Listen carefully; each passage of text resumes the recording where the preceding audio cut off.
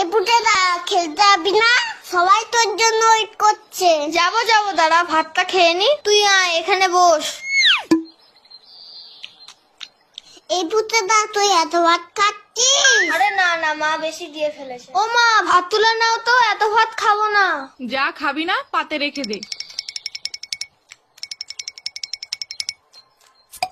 হ্যাঁ রে বাবান, তোদের বাড়িতে আজকে কি রান্না হয়েছে রে? মাংস মাংস।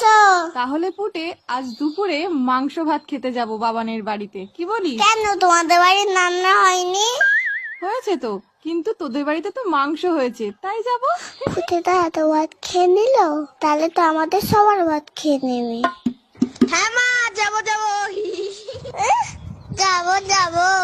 না আমি তো মিথ্যে কথা বলেছি।